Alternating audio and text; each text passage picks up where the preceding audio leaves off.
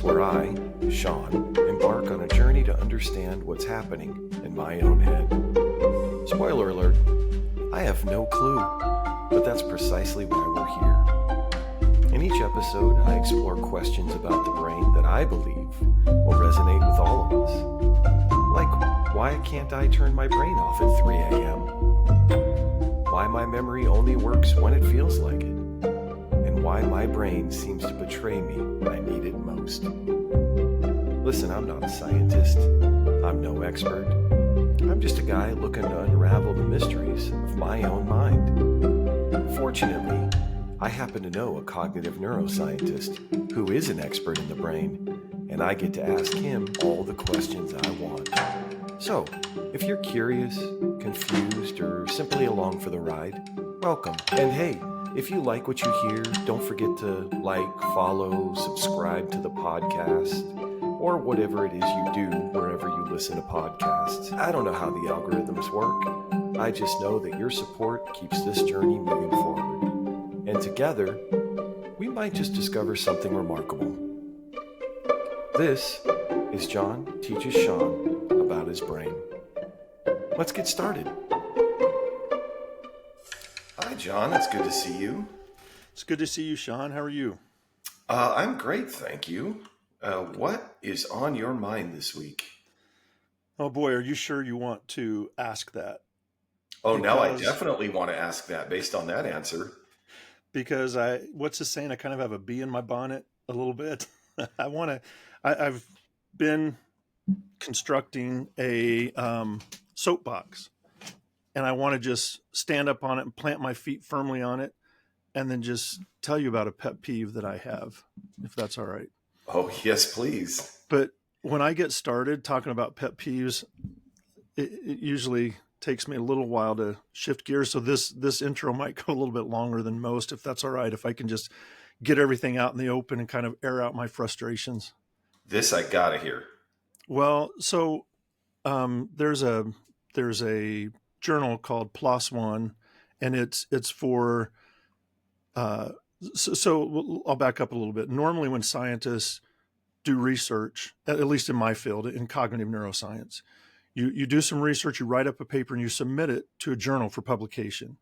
And then that editor takes it, and the editor will send it out to usually 3 other scientists as reviewers, and they are given usually a couple of months, maybe 3, to really read through it, try to poke holes in it, try to find issues with it, because, which is a good thing. It sounds bad, but it's actually a good thing, because if you're misstating something or you're incorrect on something, another scientist is going to find it at some point. You would rather the reviewers find it initially so you can correct it before it actually hits print. So it's a really good process, because your peers, and you don't know who the reviewers are, so they have kind of the freedom to, if they want to really blast it, they can really blast it without, feeling awkward when they meet you at a conference later or something like that. So only the editor knows who the reviewers are. And a lot of journals won't even put the author's name when they send it to reviewers, so they don't know whose work they're reviewing. It's blind. Like the reviewers don't know who turned it in. Right. And you, as the researcher or the scientist, don't know who's reviewing it.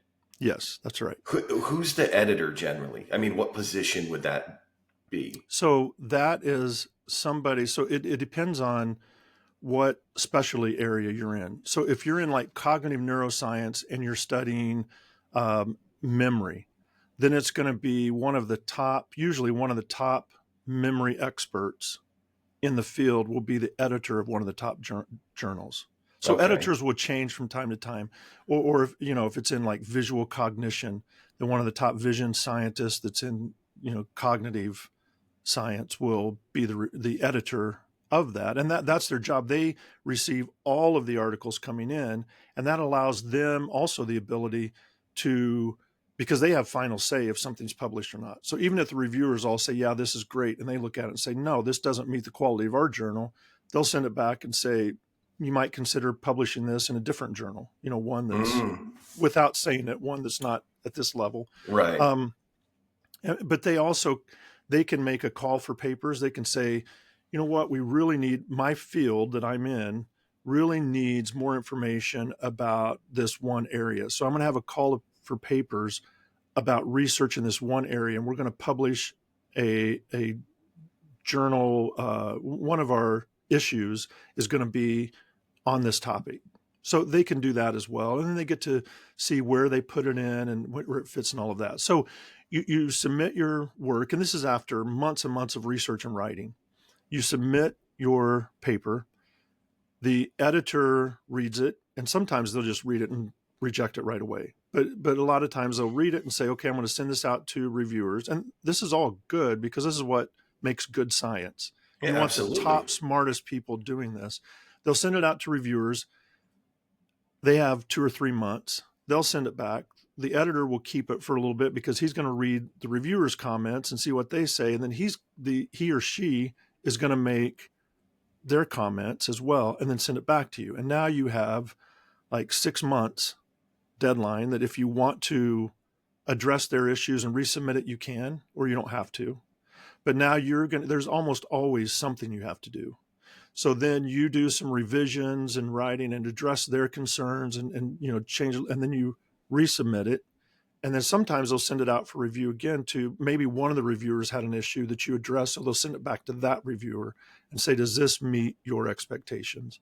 And sometimes you might have to rewrite it twice. But anyway, the point I'm getting to is it's usually around 9 months or a year after you submit an article before it gets published. Wow. And that's after you've been doing the research for months. Mm-hmm. And that's the traditional, because then after it's accepted, now the editor says, okay, it's accepted. I'm going to put it in line for published, but we've already got the next 3 or 4 journals. They usually come out once a month, for example. So the next 3 or 4 journals are already full. So yours is going to come out in August this year. And so then you get a preprint that you can start sharing with people, but it doesn't hit the journal until August. So PLOS One and a few others like this are trying to get information out quicker. So it's like the rapid release. So they say, if you submit to us, we also have an editor that's really well known, top editor, that will send it to 3 reviewers, and it's, the blind stuff and all, but we only give them 3 or 4 weeks. And then they have to get it back. As soon as you address the concerns to where the editor says, I'm comfortable with it, it can be published that day or the next day online, because now it's open access. So a lot of the journals, you find an article, like you're doing research and you say, oh, that looks like a really interesting article. And you go to click on it, and it's like, you can have this article for $69, or you can subscribe there's a paywall, to right? Yeah. Like, yeah. So you can read the first 3 lines of something, and then it says you have to pay so much money to continue. And it's in science journals, they'll let you read the abstract. And then actually, yes, you can read the abstract. You got to pay for it. Yeah, that's right. So PLOS One is open access and it's rapid communication, but it still has the kind of the rigor behind the science. So it's a good place to go. So I don't know why I told all of that, but just to explain what PLOS One is in the journal. I also think it's good for listeners to know, because it seems like science has taken a little bit of a hit, to know that these are top people in their field that are kind of monitoring each other and trying to make sure that only the right information gets out to people. And so it's like a gatekeeper type thing to get published in the scientific journal. And if I may, so number one, you're explaining that for me because I didn't know the process. But number 2, I feel like, maybe it's just maybe not intuitively, but I feel like as a researcher, if you know that's the process, you're less likely to turn in shoddy work because you know that these people are going to look at it. And even if they don't know your name, that's not really the thing. Is like, if you spend that much time, and again, this is just me saying, if I spend that much time on the research, I want to make sure it's right before I send it in, or it's just going to get cut to shreds.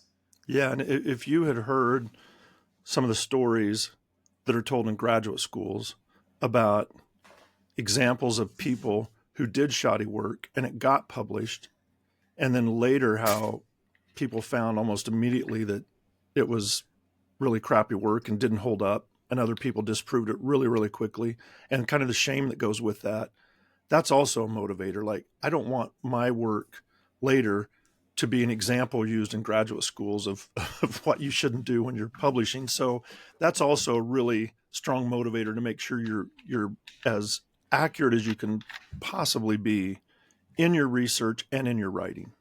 Well, and I don't want to drag. I know this wasn't the point, but now you got me hooked. So how, and I don't, this is more rhetorical because I don't expect you to know the ins and outs of it, but those stories you're talking about, how did that pass the editor and the reviewers? If they did shoddy work, how did that get past it? Well, and I shouldn't say shoddy work. Well, no, but I mean, if you put something out that went through an editor who sent it to three people who are experts in their field, they found some whatever, sent it to the editor, he sent it back to you, not you, John, but to the person. Mhm. They fixed it, sent it back, and the editor said, I'm okay with this. Someone at the top of their field said, I'm okay with this. It gets released in a journal 3 months later, and some scientist or somebody who's an expert in that field goes, this is not accurate, or whatever that is. How'd that happen? Yeah, it's usually that anytime something is published that's of interest, other scientists almost immediately try to replicate it, because that's the beauty of science. Like, if you found this in your lab and it's a real thing, then I can find it in my lab. And if I can't find it in my lab, then something's going on, because if that really is an effect, then anybody should be able to find that effect. So scientists are also always redoing experiments to try to make sure that they're reliable and replicable. And if I have if I am legitimate in my field and I have a lab, I should be able to replicate whatever that is that you put out. If you have the equipment that I have, you should be able to replicate it. If you can't, then I shouldn't have put it out in the first place, because that means it's kind of an artifact of my lab. So something I'm doing in my lab, I'm not controlling variables well enough or something, which is what you get embarrassed about. And reviewers and editors don't always know that. So that's the point. It's not that it's like you misstate something, like you say, well, actually the heart is the seat of intelligence, like people used to believe. I think it was Aristotle that argued that point before we knew and before science. And, if you say that and they don't catch that, then it's like, okay, that was probably the editor's fault. But usually it's, you haven't controlled something in your lab, and that's what you have to be careful about. Can I give you a quick example? Please. This is, I'm worried that I'm losing all my steam in my soapbox. I'm going to be sitting. Oh no, I think I did that. We'll get back to that. Okay. But the executive monkey is one of the examples that's used a lot in graduate schools, where researchers were looking at, they had a group of, they had monkeys, they split into two groups, and they put them in a chair, kind of harnessed them in a chair, where one monkey had a button they could push, and the other monkey that was right there with that monkey didn't. And they both were hooked up to a device that would shock them. And the monkey that had the button, if they pressed it, like, I think the shock came every 30 seconds. So if they pressed it right before that 30 seconds, like within that last 5 or 10 second window, it would avoid the shock for both of them. And then if they didn't press it, they both got shocked. So one monkey had control of both monkeys getting shocked or not. And what they found is, after several studies, they found that, after several trials, that the monkeys that had control of the button developed ulcers and things like that. So it was the idea that the researchers, their interpretation was, when you have control over somebody else, you carry a bigger weight and it's more stressful. And so they named these the executive monkeys, because it's like executives at work. It's, you're responsible for everybody under you, so you've got a lot more stress, and that's why executives have ulcers and things like that. And that study was published and became very popular, as you can imagine, especially in the business world. And this was, I don't know the year. I should know the year, because I used to give this example to undergraduate students as well as graduate students. Like 1950s, maybe. Okay. So it became really popular. But then other people tried to replicate it and couldn't. And what they found out was, and the lesson is always about randomization, randomize your participants. What the original study did is they tried to teach all of the monkeys to press a button to avoid shock. And those that learned it fastest, just to save time, became the executives. and those that were a little bit slower and couldn't learn as fast became the non-executives, the blue collar workers or whatever. Mm-hmm. And so the ulcers that the executive monkeys developed was more from their personality of, I've got to learn it fast. I'm doing all like type A personality type stuff. They were selected to be the executives because they learned it faster, the task faster.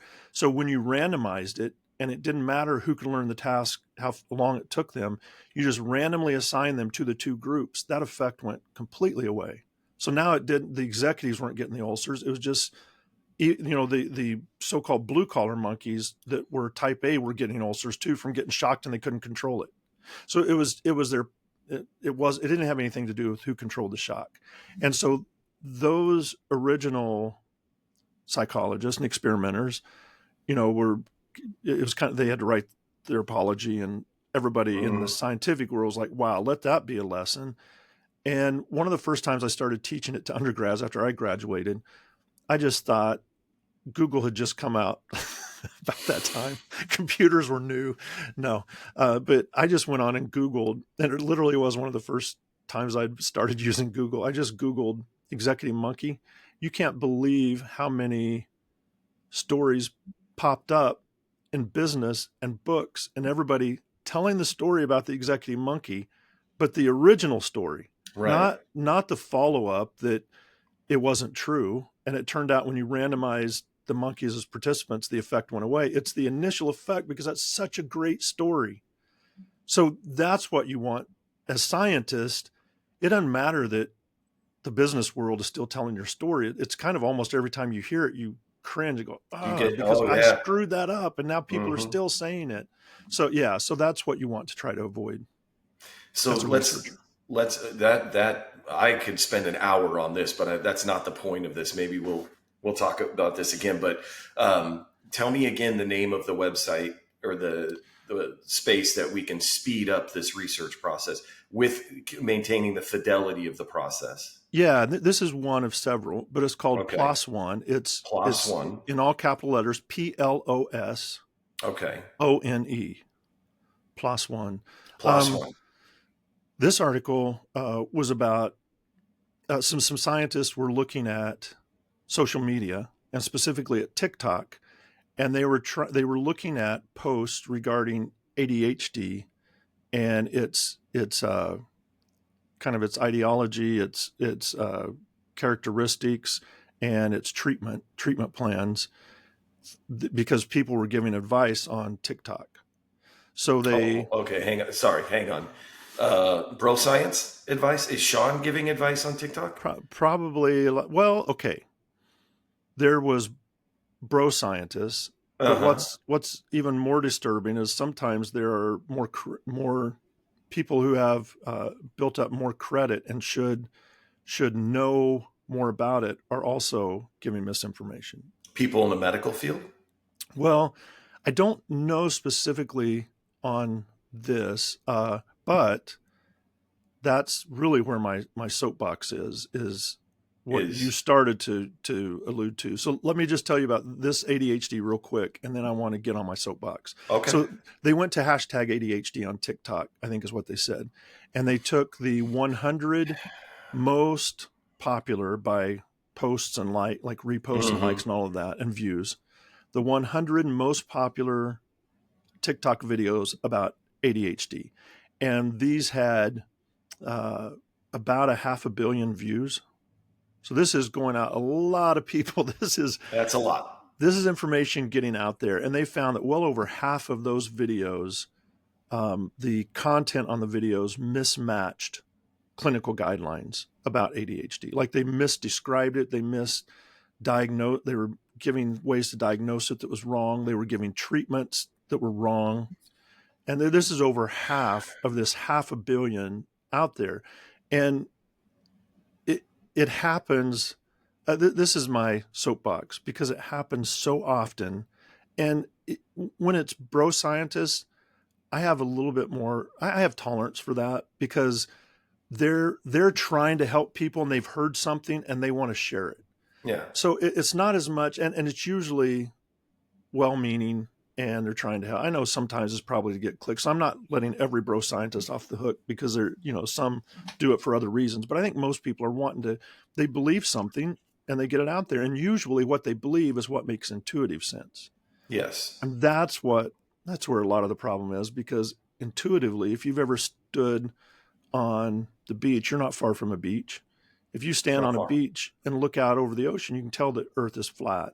So intuitively, I mean, that's what people thought. Who was it? the in history that sailed and landed in North America and thought it was India? That wasn't Marco Polo, was it? Who No, was it? no. Oh no. Santiago? No. But It's I know what you mean. I know the just answer. It's just now maybe that you edit asked, I can't tell you. But maybe edit this part out, because no, that's fine. The I point is shouldn't have known the still history. intuitively People go thought the back Earth like, was flat. yeah, and well, Yeah. some people still do. No, And no offense to see, anybody, but yeah, some people still believe the Earth is flat. yeah, and I want to offend them, because come on, it's not. We know it. And that there's been an attack on science. This is where my soapbox is. Some things I don't want to have tolerance for. I don't Okay. want to tolerate people saying the Earth is flat. It's not. And go fly in an airplane, because even in an airplane, you can get up high enough where you can start seeing the curvature of the Earth. If you go up even higher, and then look at pictures, I know if you believe the Earth is flat, then you don't believe that there are, a space. You don't believe there's a space station out there, and you don't believe people have been to the moon and all that. But it's hard it's kind of hard for me to entertain those conversations. Anyway, that wasn't my No, soapbox. because no, I know that's not your soapbox, but I'm trying to tie them together, but a little bit more cohesively, because um, you brought up the Earth is flat, but that extends into, I think what you said is science is under attack. And as a scientist, I think that you've earned the right to say that it's your opinion that science is under attack. And Yeah. I believe, and this is bro science now, Sean's saying this, is I believe that your soapbox ties directly into that, because social media, and that's why I asked the question, the medical field. Maybe that wasn't the Mm-hmm. right question, but if I go on TikTok and I see someone with initials after their name, whatever Mm-hmm. those initials are, I tend to give them more credibility. Mm-hmm. And if they're getting on and they're spreading misinformation, how am I supposed to know? We're going to get back to ADHD specifically, but how am I, when people get on and they make a compelling argument, and oh, God forbid they have a British accent, because that they just sound really smart. They have letters after their name. Who am I to argue with that? So then I get on my social media, and this is where I'm using bro science tongue in cheek, but it's what I have ascribed to myself. Is I read the abstract, but I don't pay the money for the full article, or I read the first couple lines, or somebody on TikTok says something, and then I repeat it. Mm-hmm. And I will say that for whatever reason, I sometimes I don't like this about myself, but I say things with such confidence, people tend to believe me. And again, it's like I try to caution people, don't listen to me. I'm a knucklehead. But even when I'm like, yeah, well, 88, whatever, and I see it on TikTok, and then I repeat it, and I believe there's millions of people like me. Oh yeah. And I believe that there's more good in the world than bad. So I do believe that it's coming from a place of trying to help. But I also believe that in a lot of instances, that same good-natured intent does a lot of damage. Absolutely. And there, if you're in the medical field, then you also have a responsibility. And that goes beyond a responsibility that bro scientists don't have. Right.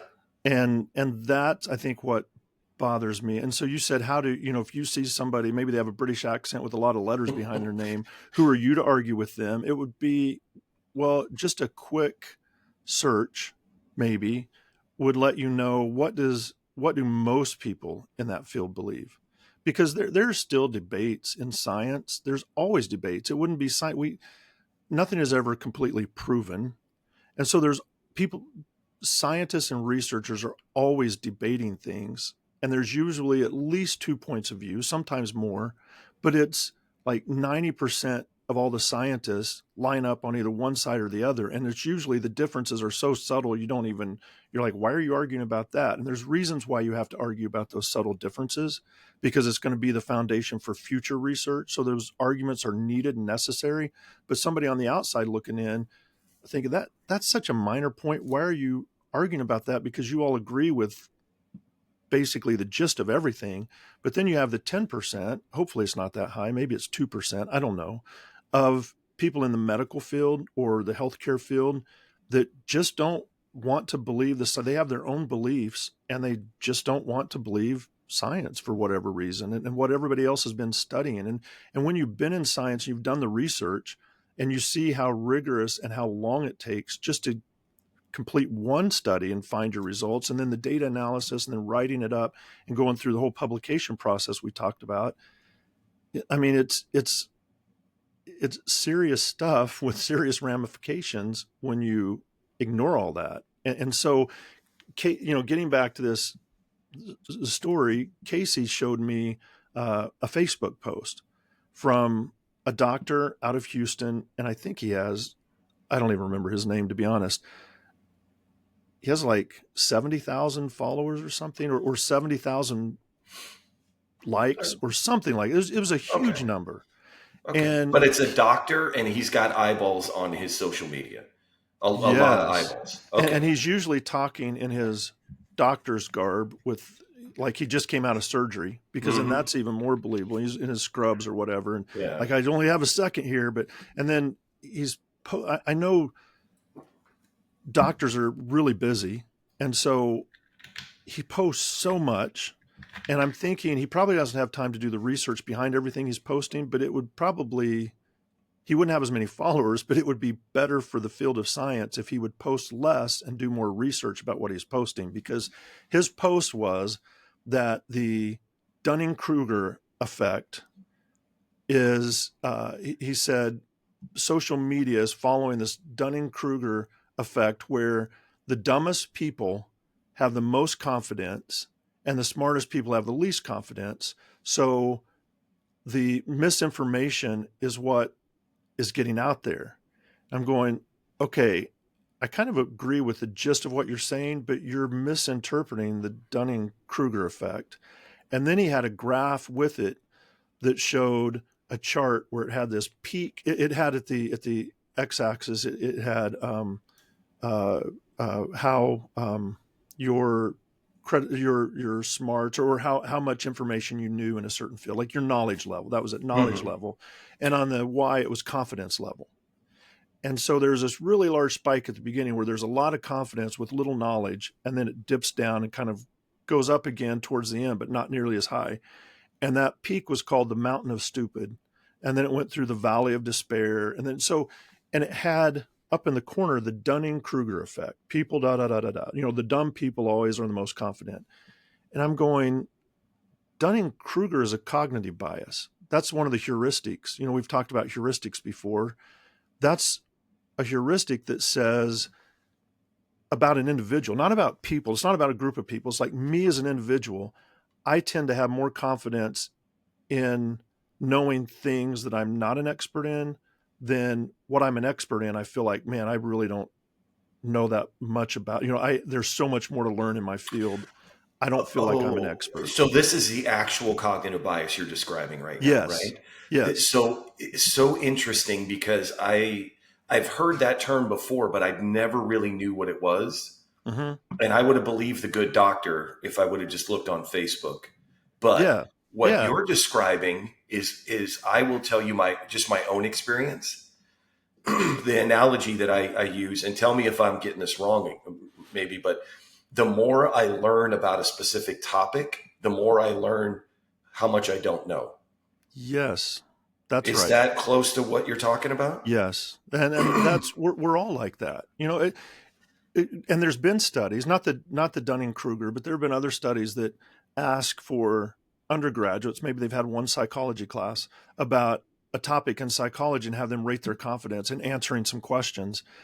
And then they're more confident than a graduate student. and then like a postdoc or a professor, that they gain a little bit more confidence. You go to, it looks similar to the graph that was shown, but that's not the Dunning-Kruger graph. And the reason this bugged me is not just that they acted like the Dunning-Kruger, this doctor reported it as if it related to people. You're either stupid or you're smart, versus for Right. each individual person, there's things that I don't know much about and things I know a lot about. And the things I don't know much about, I tend to overestimate how much I know. And the things I know a Yeah. lot about, I usually underestimate how much I know. That's the Dunning-Kruger effect. And so this, I was like, okay, I got to look this up. I've got to do a little bit of research, because I think they're misinterpreting it. And if my memory is right, I think the Dunning-Kruger effect was proven inaccurate. So just literally in 2 minutes on Google, I found an article out of McGill University from like 2020 that this person was saying, I've heard the Dunning-Kruger effect used a lot, so I was going to do a little bit of research. And it was somebody who was doing the same thing, who was saying this applies to society. They went back to Dunning, who published the original study in 1999, and asked him about it. And he said, no, this has been misinterpreted from the minute I published it. It's about an individual's cognitive bias, not about our society. So they're misinterpreting it. But then this article went on to say what my suspicion was. I couldn't remember it exactly, but there were several scientists after that tried to replicate it. But they did it in an interesting way. These were mathematicians, and as a scientist, you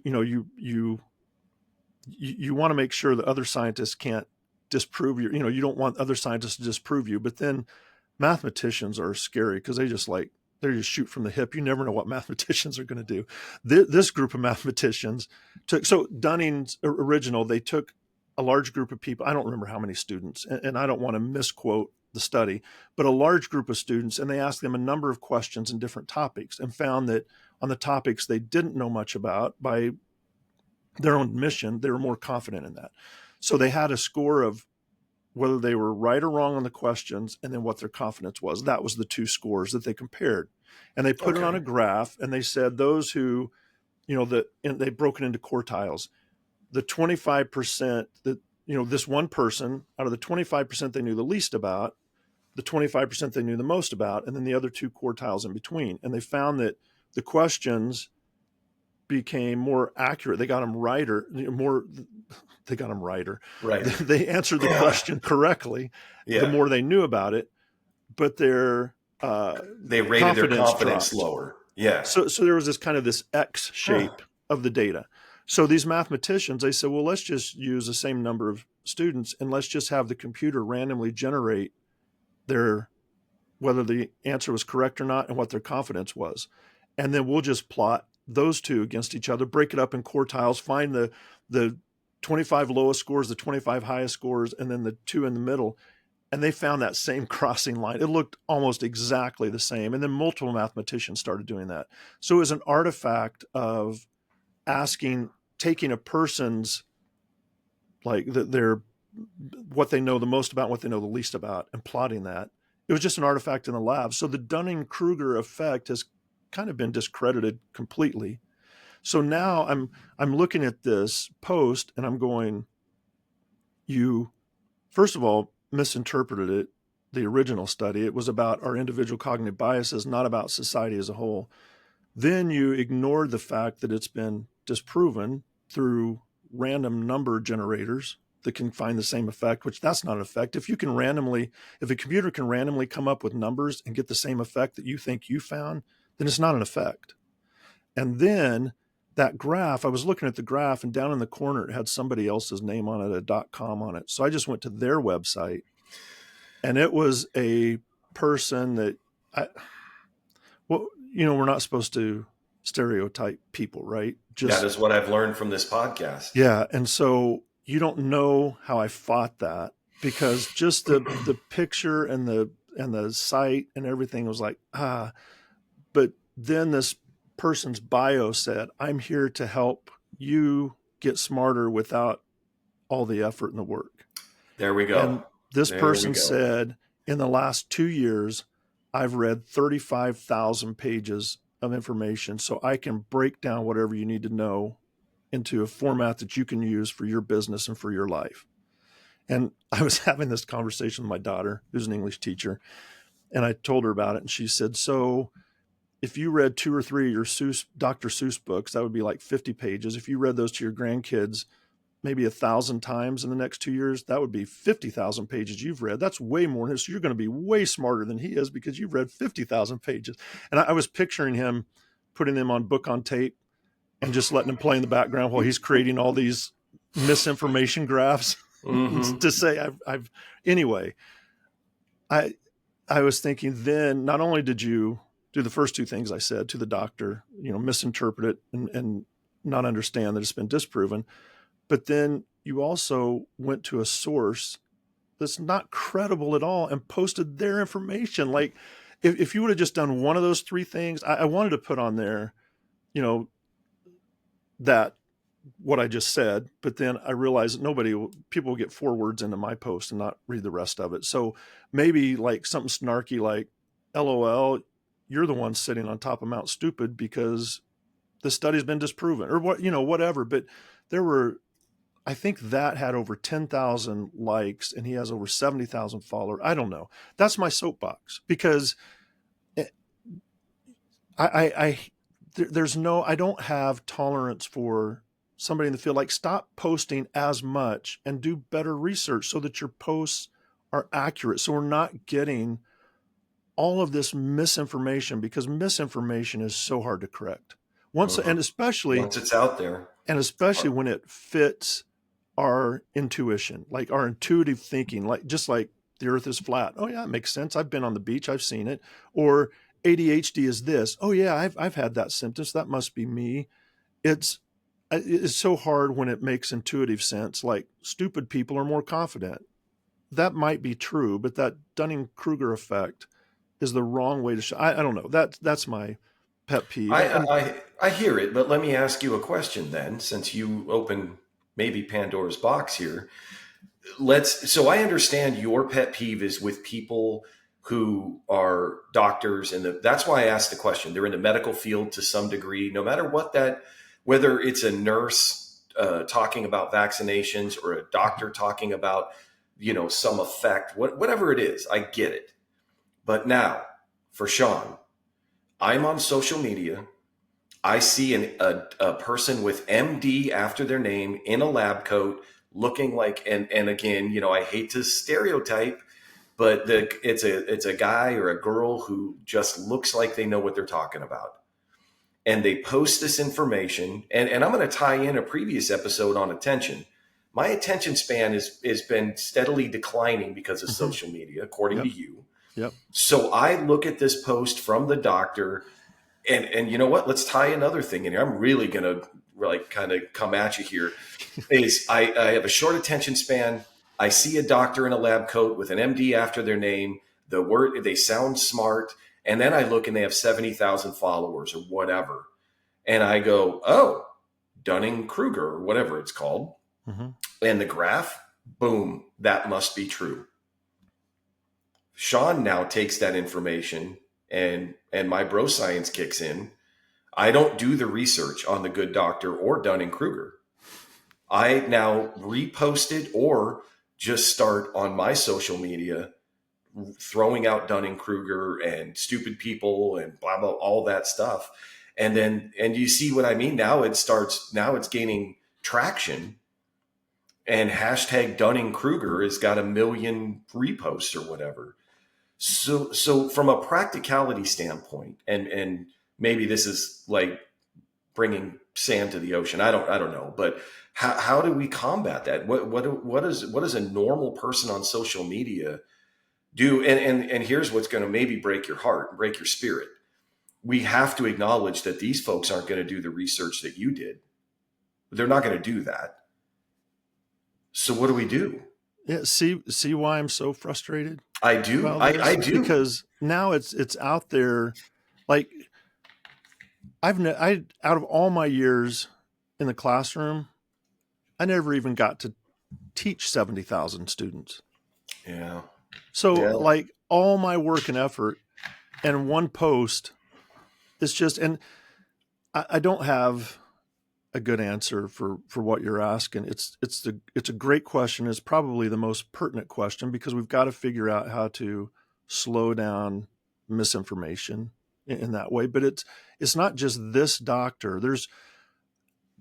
It seems like that people in some form of healthcare or another, I think, are especially tempted by social media because if you name a couple of brain areas, the anterior cingulate cortex, and then you say blah, blah after that, people are like, wow, I'm going to believe anything they say because they just use some big words. And bro scientists don't have the background and the understanding to find the nuances. And it's not because bro scientists are dumb. It's just they spent their time doing something else with their life than this person did. Mm-hmm. Like if it's in their area, well, like if I started posting that a certain jujitsu hold is the best hold ever and I'm way wrong, that would really frustrate you because I don't know anything about that. So it's like people spend their time learning and becoming experts in whatever field they want. It's when other people start stepping in and, changing it. I don't know. I think that to get back to the ADHD article, those scientists really put out a plea and said, would clinical psychologists, clinical psychiatrists who are involved in the testing and the treatment of ADHD, please start posting factual information on TikTok and on social media. They were asking specifically to TikTok, will you all create accounts and start posting it? You can't fight. Their view of it was you can't fight all the misinformation one at a time because you've got just in no time 100 videos that have 500 million views. Like you can't go try to reverse all of that. So what we have to do is start adding factual information along with all the misinformation so that some of that can start taking hold. But I'll tell you, factual information is never as exciting or interesting. I was just going to ask the phrenology and this bump on your head means this, right. And just it's how do you? So that's the problem. I feel like to explain it correctly, it takes more than the short burst. What was it you were saying about it, like the tag? Oh no. You know what I'm saying? Like the one-liners or the stupid people have more confidence, and that's why they run the internet. Yeah.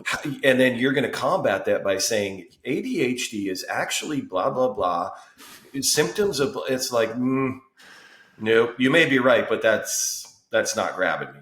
Well, and I'm not saying me, I'm just saying that, the people that you're trying to, here, I'm going to be honest, but this is not a Stoic podcast, but I do believe in Stoicism. I'm fighting the urge. I understand your frustration, but the Stoic in me is like, all I can control is myself.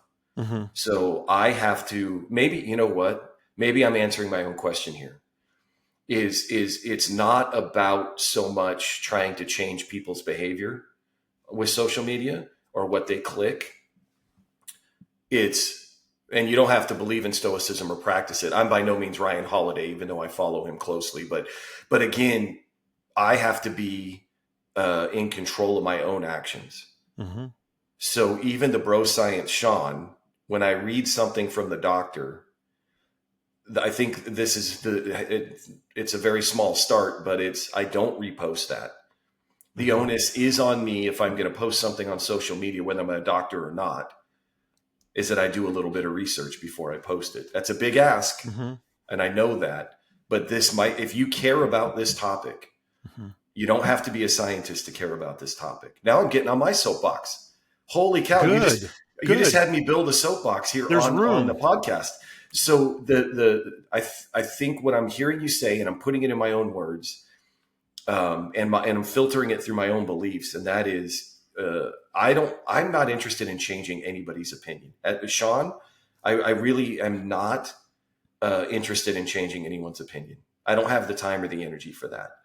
But what I do want to do is I want to be very judicious with the things I say, with the things I post. And I fail. I say things and go, why did I say that? But I try really hard to not post misinformation, to not repeat things that I've heard without looking into myself. Mm-hmm. Definitely not going to a website where someone says, I've done the research for you, I'll tell you what to think. Those are the things that I'm responsible for. Yeah. So I feel like maybe we're now getting to the point where we might be defeating the main objective of this podcast, which is to make the brain more accessible to the listeners. Because if you're listening, you're probably thinking, wow, okay, now it's so complex and complicated. I might as well give up trying, because that I don't want listeners to think that. I just want you to know if your source is trustworthy or not. And unfortunately, a doctor in the name always means that I can probably trust that source. It's just, and I'm also risking scrutiny on myself by taking this stand, because other people say, well, let's see if we can find out what he's saying wrong. But actually, I welcome that, because I think accountability helps all of us be better. So I welcome if I've misspoken on a topic or haven't accurately described a topic we've discussed, then please call me out on it. I hope somebody does, and I'll re-examine my stance. And if I believe I'm correct, I'm not going to change my stance, but I'll state why I think I'm correct. Yeah. But like Part I said of accountability, earlier, right? yeah, yes. Yeah. And like I said earlier, there's nuance points in research, and you have, 95%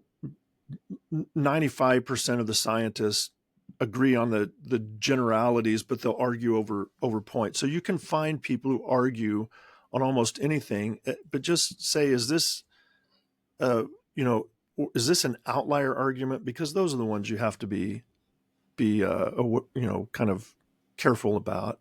And I'm taking a different stance than your stoic stance. I'm wanting more scientists to get on social media and start posting accurate news. And I know it's like what's that the old adage about the sand dollar on the beach. You've heard that one, right? The beach is covered in sand dollars, and the little kids walking along picking up one and throwing it back in the water. You've heard that. Yeah. And somebody says, you're not going to save. You can't throw them all in. Yeah, you're not going to save all those sand dollars. Say, well, I'm going to save this one and throw it back. So maybe a post or two will hit one or two people, and that's all I can. You're right. I can't control anybody but myself, but I can add to the voices. So I will tell you, over the weekend,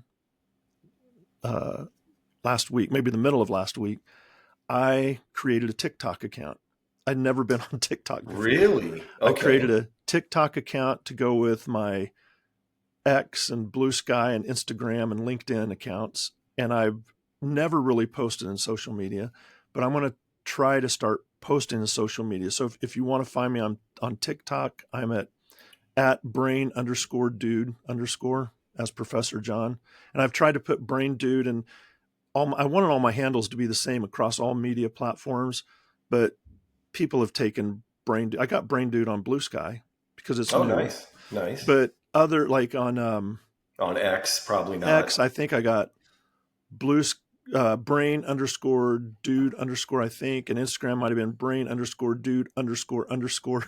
But like on X, I was looking, and there was a brain dude that's been on there for 15 years with 0 followers and 0 posts. I'm like, just holding the name. Release the name. You know what? Let's do this, though. I am going to put in the show notes all of your social media handles, like how to follow you on social media. And I'm going to go back to what I said, as usual with my bro science.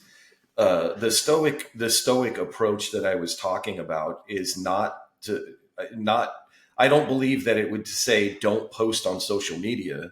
I think it is, me, we, us. So the me part, your responsibility is to try to do good. And you're doing that by providing correct information to people. Mm-hmm. I think what I was going for more is just don't attach yourself to the outcome. Because it'll drive you crazy, right? No, so you're right about that. If you're posting That's the me part, right? If you're being true to the research, to the science, and you're posting what you believe is accurate information, to try to counteract some of the misinformation out there. Where I think we stumble, my opinion, is you do that part and then it doesn't reach enough people, all of the outcomes. Yeah. You don't have any control over those outcomes. You've done everything that you can. And that's the part about being good. That's the me part of trying to do good, right? That's what I mean. And so I'm not saying don't post on social media. I'm just saying don't drive yourself crazy. Don't expect big changes. Just don't be attached to the outcomes, right? Like Yeah. it's whatever happens, you've done everything that you can. And as long as that's true, then you have to be okay with that. Go ahead. So that I totally agree with. Yeah. Yeah. Thank you. I knew I'd bring it back somehow, but there we go. Like me spouting off again and then you going, well, hang on a second. But I'm going to push back on another point about what you said about the podcast, though, because I think two things that we have not strayed in this episode or any others into the area where it's like, I don't believe anyone listening to this would ever get the feeling of like, this is too difficult to comprehend. And I'm using myself as the barometer. That, like we've said in almost every episode, the whole point is like super smart professor trying to get dumb to understand his brain. So I'm a good barometer of when we go too far and I go, oh, that's too much for Sean. And we haven't hit that point yet, in all sincerity. Like I understand sometimes it takes a couple episodes to get me to understand, but I've understood the things you're trying to get across. And so me as a barometer, I think is a pretty good measure of we're doing pretty good. Okay, good. But the second thing I would say is what we talked about on this episode, whether I want to admit it or not, goes for us too. Because I think that I know that your approach, just you look like a professor, the way you talk, the rhythm, the cadence, everything is like, oh, I trust this guy. And I would still say that you have to, in some cases, do your due diligence on what you hear on this podcast and do your own research before you start repeating things you heard on some podcast. No matter how smart John sounds or looks or whatever the information is, there might be some things that before you repeat it, you might want to do your own research. Absolutely. That's the practice. You should start that practice. And I also, if you do repeat it, maybe just don't attach my name to it, because I've seen, like I had another professor came to me one time, caught me in the hallway as I was walking to my office and said, "You're teaching the biopsych class, right?" And I said, "Yeah." And he said, "I was just talking to a student that's taking your class and said that you've talked about neurons and you didn't even talk about how neurons communicate, like the synapses. They'd never even heard of that." And I said, "Really?" And he said, "Yeah, I'm wondering, why is that something you decided to leave out, or what, how are you teaching this?" And I said, "Well, I'll tell you what, I have some students taking your classes. Let's make a deal. I won't believe what your students say you're teaching if you don't believe what my students say I'm teaching." He's like, "Oh," and I said, "Yeah, we've covered all of that. And I could probably show you an exam to show that student might not have known about synapses because they might not have been paying attention." Oh, but John. but that's, yeah, you might have to edit this part out because I'm not sounding nice. No, I'm not sounding nice. But the point is, my wife's a school teacher, and she used to tell parents that they'd say, "Did you say this?" I said, "I'll tell you what, we won't believe everything that your kids tell us happen at home if you don't believe everything your kids tell you happens at school." And they're like, "Oh yeah, I probably don't want you to believe everything." So the point is, if you're just learning about this, you might hear something some way and think you understand it that way. And then you go tell somebody else who maybe is in science and they go, "That's not how that works." And you go, "Oh, then this guy probably doesn't know what he's talking about." But if they hear how it's said, then they're going, "Oh yeah, said that way, it's correct." It's just because there's nuances there. And so what I try to do is stay out of the nuances. It's really hard, but I try to just lay things out as clear as I can. But there's not enough time, and nobody wants to be taught to be a neuroscientist after a year of listening to this podcast. I mean, you can't, because just like speaking of neurons, a neuron has a cell body and dendrites that gather messages and an axon that delivers messages to other neurons. But then if you look at it, there's actually some neurons that don't have an axon. And you say they all communicate through synapses. Well, some of them are actually hardwired together, but it's very few. And it's hard to give all of the information. There's so much. It's easier to say, this is what a neuron does, and it communicates through an electrochemical signal at the synaptic site, because that's what 99% of them do. But I'm just saying, I'm trying to keep it understandable and relatable and relate it to life, because I think that's so important. And I think it's so important to learn about our biology, how our brain works, because it helps us understand why we do the things we do. Like when we're talking about, I think a recent episode is about memory and or about schemas, and you start understanding, oh, I see the world, understand it like this, or I remember things because of this, and my memory is great but not infallible. That helps you understand why you're doing what you're doing. It helps you understand why other people do what they do, and it makes your life easier. And I think the more we understand about our brain, the more it can put us at ease, and the more we can kind of change our behavior and affect our behavior that way, if that makes sense. So I like what we're doing. We might just dump this whole soapbox episode, because How dare you? No way. No. And we didn't even get to any other topics. We're just like, no, we just spent an hour on, you crafted a soapbox, got up on it, and then got me hammering away at a soapbox. I gave you the blueprint, and I got up on one.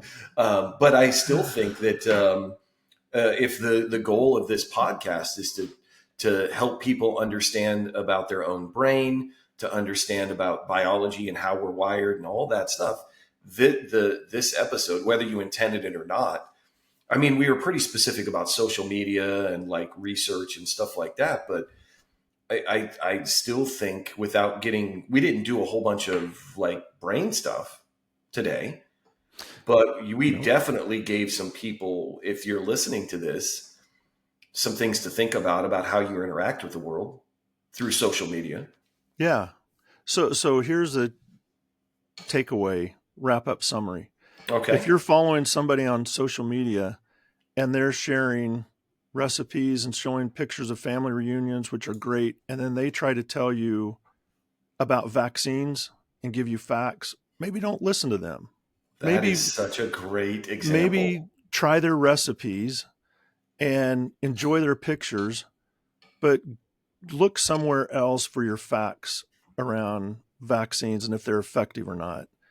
And also, as you're listening to people, it's so easy, kind of that confirmation bias, because they say something that resonates, and I think, oh, intuitively that makes, and plus, that's how I believe it.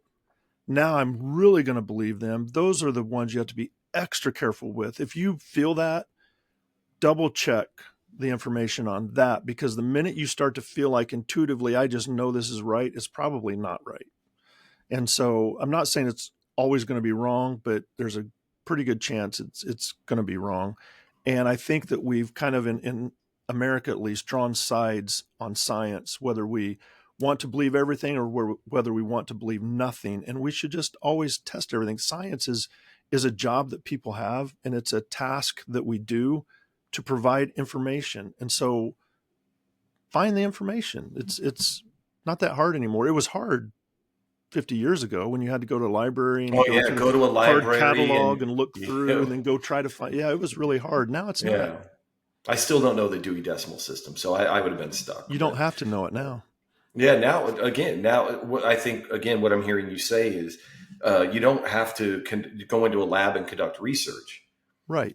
Get on the internet and just do a little bit of research there. Don't go to WebMD because it'll always say you have cancer. But but again, in all sincerity, I'm making light of it. But there are resources now that are readily available to regular people like me that you can go on and just kind of go I don't know, because I've never done it, but I don't feel like it would be that hard to find out that the Dunning-Kruger effect has been disproved.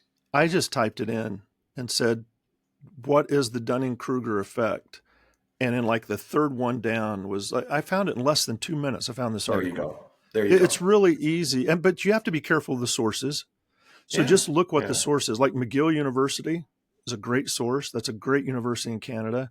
The TikTok study, I should have mentioned, I don't remember the authors' names. That's really bad. I should do that. But it was out of the University of British Columbia, also another really good Canadian university. Both of those, McGill and University of British Columbia, are world renowned. They're really good universities, and information coming out of there, like a university like that isn't going to keep a professor around that's doing shoddy work. I mean, you get moved on down the line somewhere else. So yeah, just make sure your sources are good and reliable, and check information. It's really simple, and that should be what you want to do, so that you actually know the truth. Because you feel really stupid when you say, yeah, the Dunning-Kruger effect, and somebody else says that's been disproven, and you're like, oh, okay.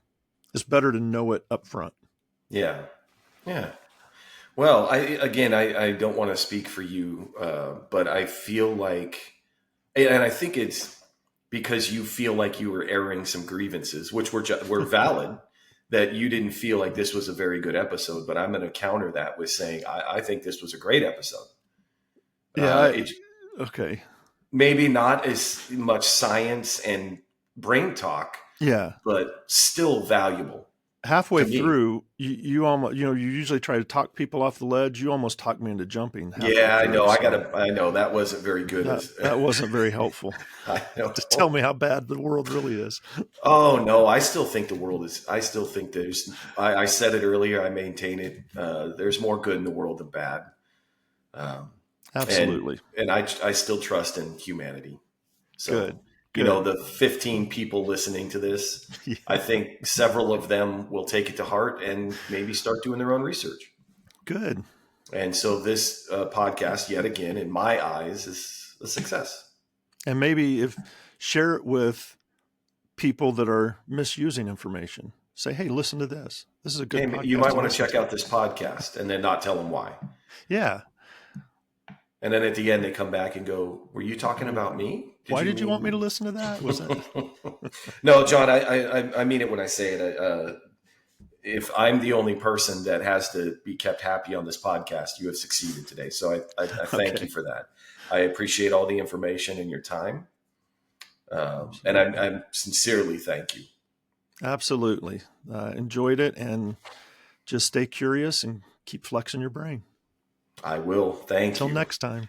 Yeah, so that does bring us to the end of another fascinating discussion for me on Jon Teaches Sean about his brain, and I still think there's brain stuff in there. So hopefully, listener, you found it the information today as insightful as I did, and if you are intrigued by what you hear, if you want to dive deeper, and you haven't listened to them, I would encourage you to go back and listen to previous episodes, because we did bring up attention and memory, and there's several episodes that we touched on today that if you haven't listened to them, you're not going to get the full effect of today's episode, in my opinion.